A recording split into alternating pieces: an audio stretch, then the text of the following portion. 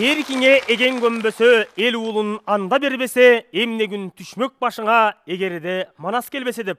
Манасчы Рыспай Исаков агабыз жазгандай, атабыз манас айкөл шер болбогондо, ак калпак журт Алатоону мекендейт беле жок беле, бул өзүнчө маселе. Эр манасың эгерде болбогондо, эчак эле кетмексиң элге сиңип дейт. Так ошондой кыргызды кыргыз кылып сактап турган улуу күч Манас түйдөсү менен жалындуу жаштар кайрадан улуттук 1-каналда. Саламатсыздарбы? Азып келген чорого ат жакшысын мингизип, тозуп келген чорого тон мыктысын кийгизип, эр уулу менен тең кылган атабыз Манастын айкөлдүгү кадимки Алмамбет атабыз Кытайдан келе жатканда өзүнүн кан тактысы баштап, кадимки ак кула менен үстүндөгү чепкенине чейин жаап жиберген жайы бар. Ал тургай канга тоймойун кайра кынга кирбеген Зулпукорду дагы тартып жиберет. Так ошол кезде Манас атабыздын айкөлдүгүнө аты да Манас Турбайбы, заты да Манас Турбайбы деп кадимки Алмамбет өзү там берет. Ал эми Алмамбет атабыздын болсо эрдигин өзүңүздөр жакшы билесиздер. Манас атабызга келгенде жибектен алган өнүм бар, жигиттен калган көнүм бар деп кынсыз байлап кылычын этегинде Алмамбет кыргыздан табатырысын. Так ошондой баатырлардын баскан изине, тарыхына, алардын сабактарына, өмүр чыгармачылыгына өздөрүнүн акыл чөйчөгүн калчап келген жалындуу жаштарды кошкон Манастан интеллектуалдык теле таймашы республикалык таймашынын финалдык баскычын сиздерге сунуштайт. Манастануу интеллектуалдык таймашы кыргыз элинин тарыхын, маданиятын жана тилин сактоо, өнүктүрүү, рухий дөөлөттөрдү даңазалоону максат кылат. Таймашыбыз Кыргыз Республикасынын президентинин улуттук нарк жөнүндө жана Манас үчилтиги нарк тараптан изилдөө жана жайылтуу боюнча чыгарган жарлыктарын ишке ашыруу болуп саналат. Ал эми таймашыбыздын өнөктөшү жана демөө өрчүсү болгон Кыргыз Республикасынын билим берүү жана илим министрлигине, Кыргыз улуттук Манас театрына терең ыраазычылык билдиребиз. Манастануу интеллектуалдык теле таймашы Манас эпосун жайылтууда Кыргызстандын ичиндеги эң чоң мега долбоорлордун бири болуп саналат. Дегенибиз, ушул күнгө чейин тагыраагы 12 жылдын ичинде биз миллиондон ашуун окуучуларга Манас эпосун окутууга жетиштик. Ал эми окутуп жатып үйрөнгөндөр жана ошондой эле бизди теледен көргөн бир канча журт жакшылары бар. Алардын жакшы тилек жарым ырыстарынын бардыгы күн санап ийгиликтерге жетелеп келүүдө. Быйылкысын айта кете турган болсок, 34 миңден ашуун окуучу эпосту окуса, ар бир кыргыз эки сап Манас билсин деген жакшы тилек менен башталган Нурбек Талантбек уулунун Ураным Манас долбоору 160 миңден ашуун окуучуга эпостун ичинен 2 мүнөттүк окуяларды жаттатууга жетишти. Бул дагы болсо Манастануу күн санап булачын кенен жайып бара жаткандыгынан кабар берет. Ал эми бизге жеңилибизди жерден алып, оорубузду колдон алып жакындан жардам берген бардык мектептин кыргыз тили жана адабияты сабагынын мугалимдери сиздерге жалындуу ысык салам айтуу менен терең ыраазычылык билдиребиз. Биз сөз башында айткандай 34 миңден ашуун окуучулардын ичинен мыкты деп тандалып келип, бүгүн республикалык таймашта облустун намысын коргоп жаткан топторду тааныштырсак, улар бай келүү орун үчүн ат салышууда. Айтайт десе ааламдайт, аксы менен таластайт, башканы коюп манастайт дейт жеңи жок атабыз. Жеңи жоктун жеринен келген аксынын баян тобу даярдаган мугалими Макамбаева Асылкан эжебиз. Баян тобунун атаандашы кадимки алп манасчылар Саякбай Карала уулунун, Мамбет Чокмор уулунун жана Атабек уулу Кабанын айылынан келген Тоңдун Зулпукор тобу даярдаган мугалими Чалабекова Алтынай эжебиз. Зулпукор жана Баян тобунун атаандашы өргүзарлуу Кыргыздын карегине айланган, жалпыбыздын жүрөгүбүздөн өзгөчө орун тапкан Баткен облусунан келген Мухит тобу даярдаган мугалими Абдрахманова Сагин эжебиз. Сагин эжебиз даярдаган Мухит, Алтынай эжебиз даярдаган Зулпукор, Асылкан эжебиз даярдаган Баян тобунун таймашына калыстык кыла турган курамды тааныштырсак, Калыстар тобунун мүчөсү Нарын облусунун ардактуу аты уулу, эл агартуунун жана маданияттын мыкты кызматкери сүйүктүү эжебиз Гүлжан Мусабекова. Калыстар тобунун төрагасы республикабыздын эмгек сиңирген артисти, Гиннестин рекордчусы менен таймаштын башкы кеңешчиси Рыспай Исаков агайыбыз.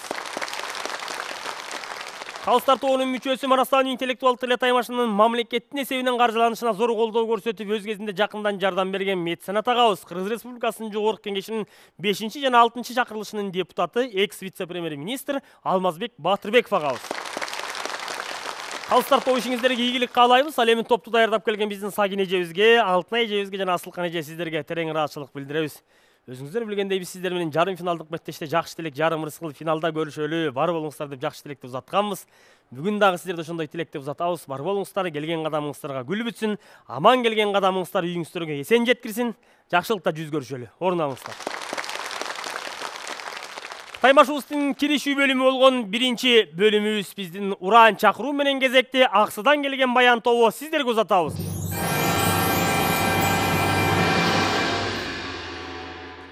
Манас таану сынагына барам деп, ал жерден да маалыматка канам деп, көптү окуп келип калдык Аксыдан, топтун атын атап алдык Баян деп. Периштелер минген аттын дуягы, куттуу тоолор бешик каккан убагы, тоо жаңырса кулагыма угулат, Саякбайдын күнтүн айткан баяны. Биз түбөлүк жеңилбеген жерден биз, бийиктикти мекендеген элден биз, 40 жоронун баскан жолун баяндап, кылымдарды карытууга келген биз. Улуулар уламадан билип келген, улуу сөздү кат менен чийип келген, улуу эпос дастанын баян кылып, муундардан муундар билип келген. Кулалы таптап куш кылган, курама жыйнап журт кылган, элимде бар бир улут, журтумда бар бир уран. Биздин уран Манас, Манас, Манас! Биздин улут Кыргыз, Кыргыз, Кыргыз!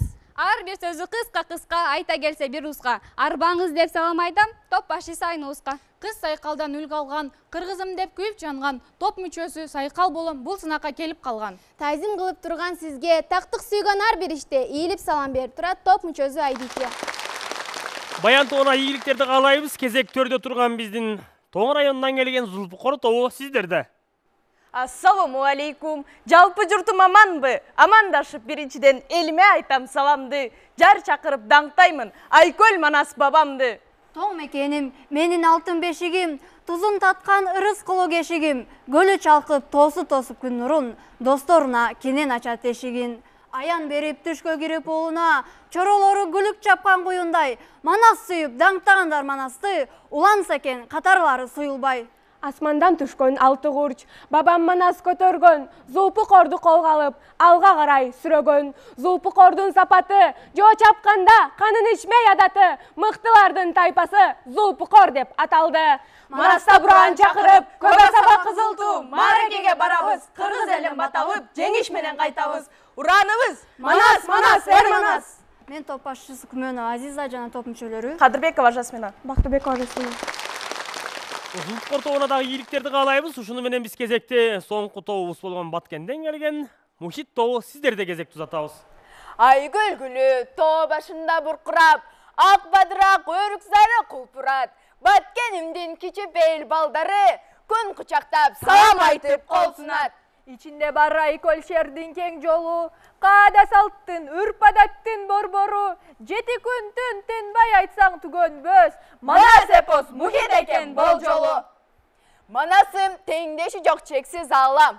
Манасым кыргызымдын гана ырысына энчиленген белек, Ароолук, Айкөлдүк, кечиримдүүлүк, эмгек, достук, мекенди сүйүү жана коргоо. бул чексиз жан дүйнөнүн байлыгы. Барган сайын максатыбыз бийиктеп, бабалардын баскан изин иликтеп, океандай тереңдигин эске алып, Тайпабыздын атын койдук Мухит деп. ураныбыз Манас Мухит кең аалам, Манас менен кыргыз кайра жаралган. Улуу баян мурас болуп көнөрбөй, кылымдардан кылымдарга таралган. Манас, Манас, Манас. Мен топ башчысы Мамат Ибраимова Сезимай, топ мүчөлөрү Анарбаева Нурейда. Тажима Маматова Элнура. Мухит тобуна дагы ийгиликтерди каалайбыз. Так ушуну менен биз уран чакыруу бөлүмүн жыйынтыктайбыз. Бул бөлүмдө кайсыл топ канча упай топтоду, жалпыңыздардын назарыңыздарды экранга бурабыз.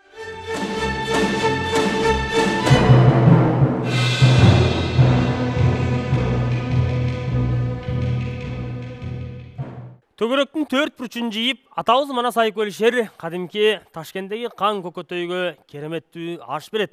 Ага Манастабыздын ушунчалык Айкөлдүгүн ушул жерден көрсөк болот. Кас душман деген эскара жолой алуу экенин коңурбай баштаган. Кытайдагы жаткан, баашасы жаткан бак бурчундан, кандары жаткан каканчындан бери өзүнүн душмандарынын бардыгын чакырат. Так ушул жерге Манастабыз атайлап саясат кылып, кеч келип, кийин келе жатканда керней сурнай тарттырып, кереметин арттырып, жерди огунан чыгарып жиберчүдөй болуп, Кызыл Кыя кезиңден өзүнүн ак куласын минип көрүнгөн жайы бар. Ал эми кыркчоро жөн гана көкөтөйүн ашына тагырага каркырага кирип келбестен, өздөрүнүн сүр сөйлөтү менен бүгүнкү күндө айтканда аскердик армияны жөн гана бастырып келбестен өздөрүнүн оркестри менен келгендигин дагы көрүүгө болот. Так ошол жерде Манастабыздын кыркчоросу астындагы көрпөчөсүн бирин көккө ыргытып, кыркчоро жебе тартканда кадимки көрпөчөдөн жерге тутумдай дагы бир кесим түшпөйт, тетирисинче чаң чыгып кеткен жайы бар. Ошентип Манастабыз согушпай жатып, бир карасаң 1 киши, бир карасаң 1000 киши катарында кубулуп олтуруп душмандын жүрөгүнүн үшүн алып койгон. Бул дагы болсо Манастабыздын аскердин канын төкпөй туруп жоону жеңүүнүн бир тактикасы десек болот. Ал эми кийинки окуяларга келе турган болсок, Манастабыз Бейжиңге бара жатканда дагы өзүнүн керемет окуяларын көрсөтөт. Бунун бардыгы Манастабыздын сүр сөөлөтүнөн, кайып касиетинен, тубаса таланттуулугунан кабар берет.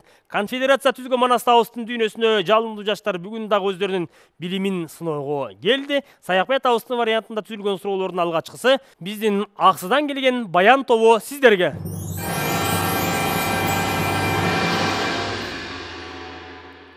Баян тобу сиздерге карата биринчи суроо: боз кисе деген эмне?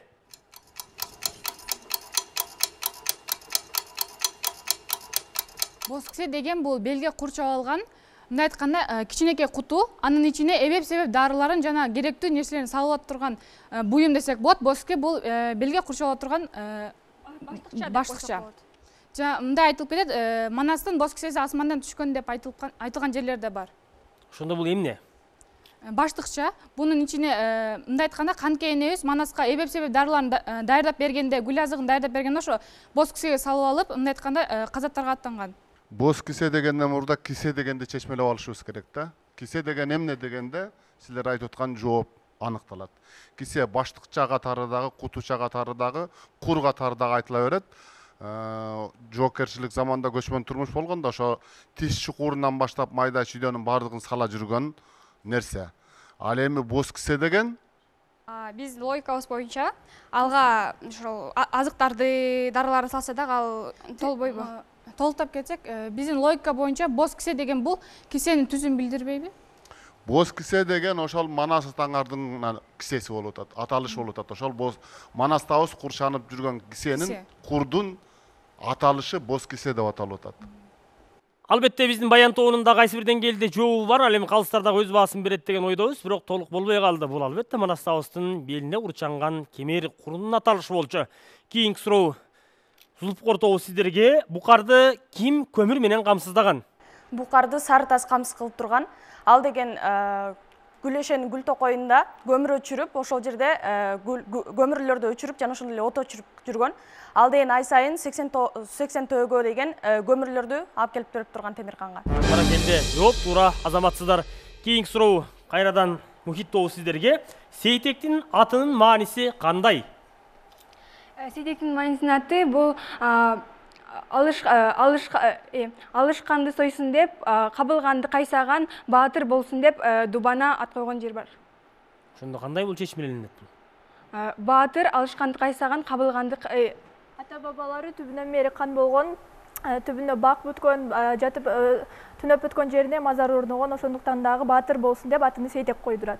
Бул ошол Сейтек, бул Семетейдин баласы. Ошол дубанан келип, бул атасы Семетей, бул дагы атасына окшош баатыр болсун деп атын Сейтек койгон. Сейтек атабыздын атынын коюлушу боюнча окуядан кенен кабары бар. Ал эми бул логикалык суроо болгон. Сейтек сөзүнүн этноними, анын түзүлүшү жөнүндө балдардын пикирин билсекпиз дегенбиз. Калыстар өз баасын берет деген ойдо сапардан данар улантабыз. Кайрадан кезек Баян тобу сиздерге. Айчүрек энебиз 6000 нарлык тон жасап күлчөрөгө кийгизет. Кызык, тонду жасоого кеткен каражатты кайдан алган? Эпосто мындай айтылат: акула менен жибертип, жарым жартылай акун кандан алдырган деп айтылган жери бар. Анан дагы бул ошол кыяздын сандыгынан дагы кыяздан сурап алып, кошумчалап да жаздаган. Жооп туура азаматсыздар. Кийинки суроо Зулпукор тобу сиздерге. Күлчөрө бийлегенди билчү беле? Ооба, Күлчөрө бийлегенди билчү. Бул деген Карагул деген ошо Күлчөрөнү алып барып өлтүрүп, кыяз деген өлтүр деген. Бирок ал өлтүрбөстөн аны эки далысын оюп, күгүм керек күн бата, калай уктап дым жата, калмактарча бийлеткен деп айтылат. Жооп туура азаматсыз. Кийинки суроо Мухит тобу сиздерге. Көкөтөй атабыз канча жашында уулдуу болот? Көкөтөй 75 жашта балалуу болот. Жооп туура азаматсыздар. Кийинки суроо Баян тобу сиздерге. Мурадыл эмне үчүн Кыргызга кек сактаган? Себеби Кырымдын улуу Мурадылдын атасын Кырымды чоң казатта кыргыздар өлтүрүп койгон. Ошол себептен бул кыргыздардан өчү бар деп, ошол себептен бул кыргыздардан кек сактаган. Жооп туура, азаматсыздар. Кийинки суроо Зулупкор тобу сиздерге Сейтектин канча кайын эжеси болгон? Сейтектен 5 кайын эжеси болгон. Ал эми эпоста болсо, ал 5 кайын эжесинин аты жөнү айтылбайт. Болгону Акберметти эле сүрөттөп кетип атканда, кыздардын кенжеси атасынын сүйгөн пендеси деп айтылып кетет. Канча кыздын кенжеси? 6 кыздын кенжеси. Ошондо канча кайын эжеси бар? 5 кайын эжеси. 6-чысы өзү Акбермет болот. Жооп туура, азаматсыздар. Кийинки суроо Мухит тобу сиздерге. Манас атабыз Көкөтөйдүн ашында Коңурбай менен жекеге чыкканда эмне үчүн ак кууланы минип чыкпайт? Манас атабыз жер саяшка акуланы минип чыкпаган себеби ат чабышта Манас атабыз башка аттарга кошо эле акуланы да чабат. Ал эми ошо Коңурбай аны билип туруп, алгараны атайын чаппай коет. Ошондуктан акуланы минип чыкпайт. Жооп туура, азаматсыздар. Кийинки суроо Баян тобу сиздерге карата тест түрүндө берилет. Экранга назар салалы. Көрүп Баяндын кайнатасы. А варианты аталык, Б варианты бай, В варианты орозду. Биздин жооп бай. Туура жоопту экрандан көрөбүз. Жооп туура, азаматсыздар. Кийинки суроо Зулупкор тобу сиздерге дагы тест түрүндө берилет. Экранды карайлы. Энтеринин тулпары. А варианты кыл жерде, Б варианты тел жерде, В варианты торугунан. А кыл жерде. Жооп А кыл жерде. Туура жооп. Кыл жерде. Туура, азаматсыздар. Кийинки суроо Мухит тобуна тест түрүндө берилет. Частазымдан баталган каарман. А Манас, Б Кошой, В Темиркан. В Темиркан. Туура жоопту экрандан көрөбүз. Жооп туура, азаматсыздар. Кийинки суроо Баян тобу сиздерге дагы тест түрүндө берилет. Коңурбайдын эжеси. А варианты бурулча, Б варианты медресе, В варианты бир мыскал. Биздин жооп Б варианты медресе. Туура жоопту экрандан көрөбүз. Жооп туура, азаматсыздар. Кайрадан Зулупкор тобуна дагы сурообуз тест түрүндө. 5 жаштагы жылкы баласы кандай аталат? А бышты, Б асый, В кунан. Отурабыз. А бышты. Туура жоопту экрандан көрөбүз. Тилекке каршы жооп туура эмес, бул асый. Мухит тобу сиздерге дагы тест түрүндө. Манастагы эң ачкөз каарман. А Жакып, Б Карымбай, В Көбөш. А варианты Жакып. Туура жоопту экрандан көрөбүз. Тилекке каршы туура эмес, бул албетте Карымбай. Так ушундай суроолор менен биз 3 илтик бөлүмүн жыйынтыктайбыз. Бул бөлүмдө кайсыл топ канча упай топтоду? Экранды караңыздар.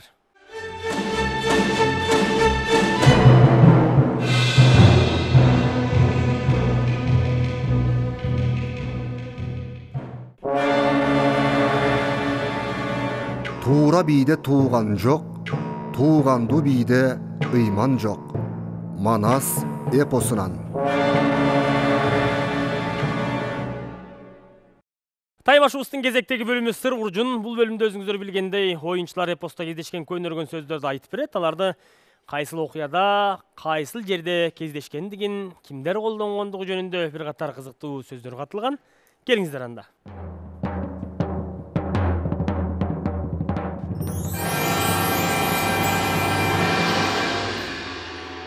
Көнөргөн сөздөрдөн жылоо деген сөз келди. Жылоо деген сөз бул ошогул аттардын жабдыктарынын бири. Жылоо тизгин же чылбырдын ооздукка байланган жери. Ал эми эпоста мисал кылып келтире турган болсок, бул түздөн түз айтылганда айтылат, ошол казатка аттанып атканда ошол булар өргүп алышат, өргүп алганда ошол аттардын жылоосун тартыптыр деп. Ал бул аттар жылоосун тартканда аттар токтойт деген түшүндүрөт. Анан бул өтө маңиздүү эле бар. Бул жылоолоп салды деген бул ошол бир адамга айтылса болот, айтылат. Бул адамды токтотуп койдук деп. Мисал келтирип, мисал келтирсек, Романын ырчы уулу Алтай сурак кылганда Бежинге айтат: "Биз ошол Коңурбайды жылоолоп койдук" деп. Бул мааниси ошол Коңурбайды токтотуп, Коңурбайдын жолун турап койдук дегенде түшүндүрөт. Рахмат, Баян тобу.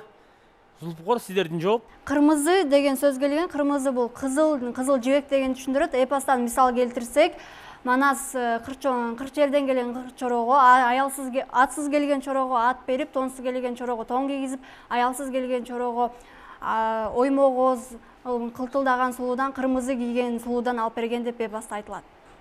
Рахмат. Сиздердин жооп Бизге көнөргөн сөздөрдөн бөөдөй куруу деген сөз келген.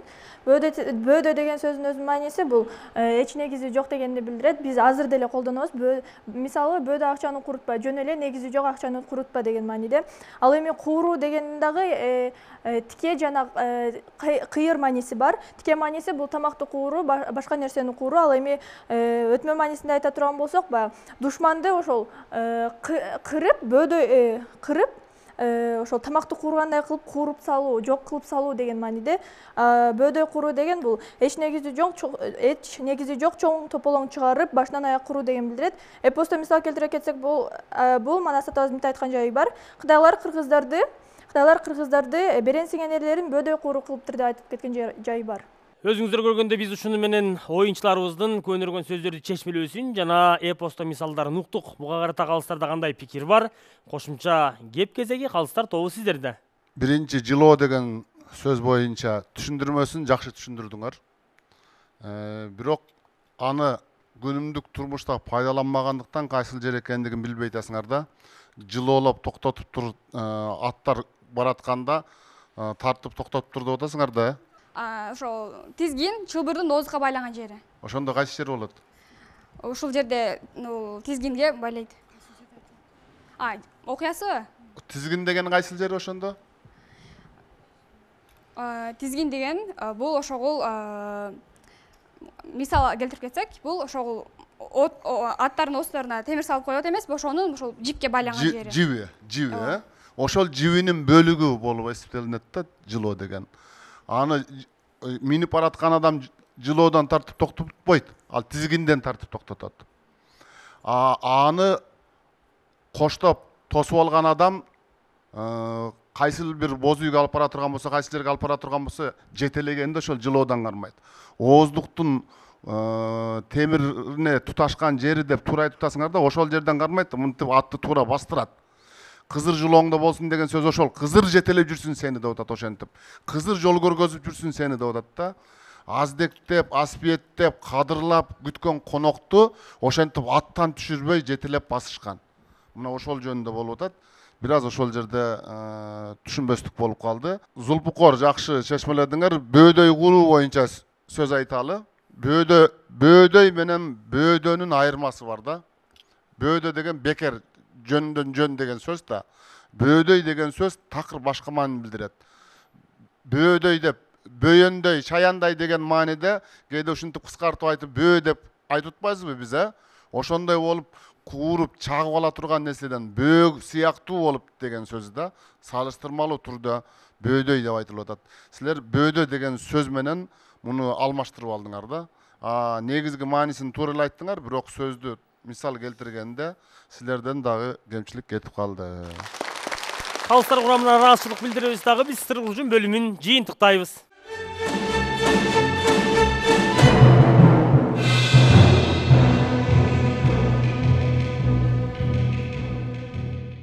Таймаштын кезектеги бөлүмү сырттандарды сынайбыз. Бул бөлүмдө 20 көзүрмөмдүн ичинде 10 суроо узатабыз. Нагыз сырттандар өздөрүнө тиешелүү упайды алышат. Ар бир суроо 1 упайдан өлчөнгөн. Кимиси канча упай, топ мүмкүнчүлүк алат, чогуу көрөлү. Кезек Баян тоонун сырттаны сизде.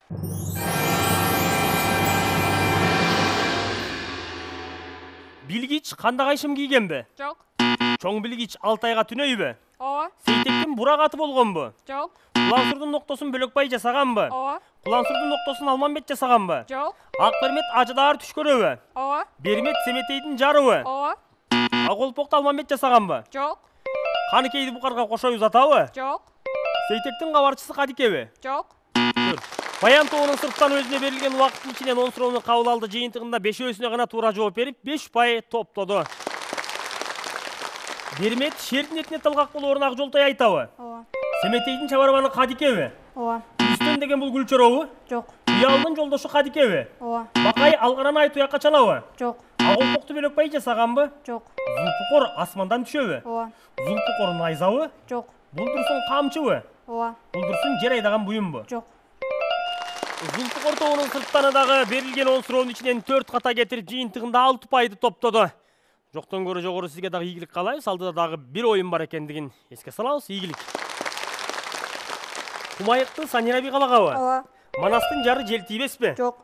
Манаска ак келтени бакай береби? ооба. Зулпукорду бөлөкбай жасаганбы? Жок. Шаатемирдин тулпары чоңгүрөңбү? Ооба. Келгүрөң жамгырчынын тулпарыбы? Жок. Күлайым Акчолтойдун зайыбыбы? Ооба. Каныкей акимдик кызматтар калаганбы? Ооба. Куралы Сейтектин атыбы? Жок. Көкөтөйдүн аялы Күлайымбы? Ооба. Өзүңүздөр көргөндөй Мухит тоонун сырттан өзүнүн каш көйлүгүн көрсөтө алды. Берилген 10 суроого тең туура жана так жооп берип, жогорку деген 10 упайда топтоого жетишти. Азаматсыз.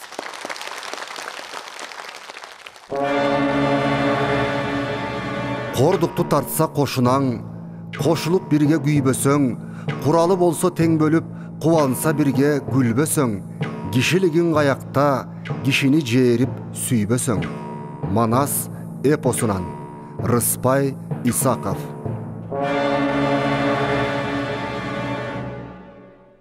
Оюндун жүрүшүндөгү жыйынтыктоочу бөлүм атаандаштардын өз ара суроо бөлүмү эскерте кетүүчү жагдай үйлөрүнөн камдап келген суроолордун кыска нуска эпостун ичинен өзөктүү окуядан алынгандыгын эске алуубуз керек. Ал эми суроо бир нече жерде кездешип, анын жообу чачкын болуп калса, суроо берген тараптан упай кемийт экендигин дагы эске салабыз. Кезек төрдөгү Зулпукорго баян тобу сиздерде.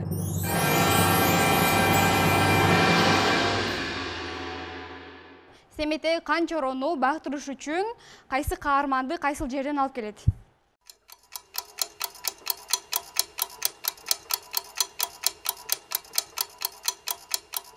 Бизде жооп жок. Туура жооп. Туура жообу Семетей 70 уулдун энеси Адал Сурду алып келет. Ал Индустандан алып келген болот. Упай. Упай бере албайбыз. Рахмат.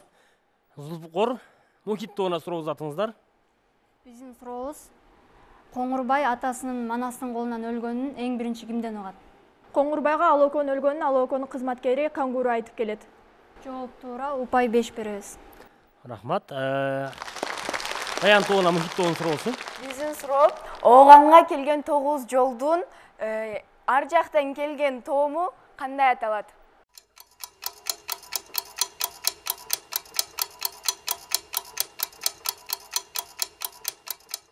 Биздин жооп жеткайт. Сиздердин жооп туура эмес, туура жогун айта келсем, бул Күлчору кайгылдап тотого чыга баратканда ошол Оганын 9 жолу тоому ал бөйрүк кой деп аталат. Упай. Упай бере албайбыз. Ушуну менен биз дээрлик 5 бөлүмүбүз тең жыйынтыкта олтурабыз. Ал эми бүгүнкү таймаш канчалык деңгээлде болду, кайсыл тойпа канча упай топтоду, кеп жыйынтыгын бүгүнкү таймаштын корутунду кебин айтуу үчүн кезекти кайрадан калыстар сиздерге узаттык. Баян, Зулпукор, Мухит тайпалары саламдашууңар жакшы. Үчүлтүккө келгенде биринчи эле суроодо мүчөлүштүк болуп калды Баян тайпасы. Калган суроолорго жакшы жооп бердиңер. Зулпукор акыркы тесттик суроодон чалынып калды, Мухит дагы ошондой болду. Сыргужунга келгенде жана жылоо маселесинде айтып өттүк. Сырттандар боюнча баарыңарга белгилүү болду. Мухит ушул жерден өзүнө жакшы упай топтоп кетти. Жана өз ара суроодон жакшы туура жооп берип, так жооп берип, упайыңарды топтоп алдыңар ушул жерде. Жыйынтыктап айтканда Баян тайпасы 37 упай, Зулпукор 36 упай, Мухит 44 упай.